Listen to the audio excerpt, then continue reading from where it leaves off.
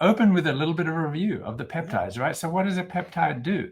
They are nature's messengers. They're like the text message from nature. And remember, we talked about how the way that cells communicate with each other is through these little peptides. So the recipe comes from your genes.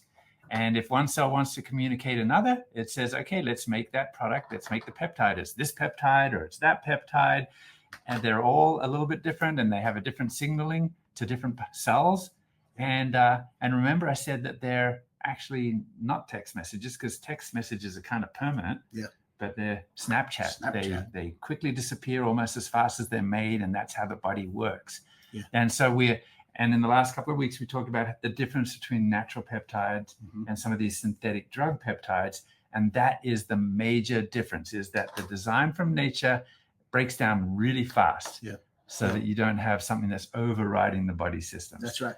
And so that goes to show the importance of the receptor, right? And the availability of those receptors when we're talking about natural peptides versus therapeutic peptide drugs.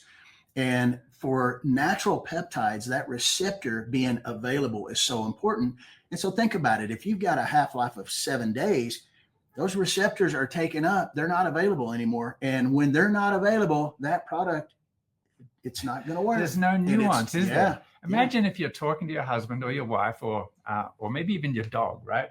And the response that you get is, let's say you're talking to your dog and you just get yap, yap, yap, yap, yap, yap, yap, yap, yap, and it doesn't stop for 1 week or a few days. That'll drive you crazy. Yeah. So imagine that when that receptor is occupied by a synthetic peptide and it's just going yap, yap, yap, yap, yap, yap for a week, it's going to drive your body crazy.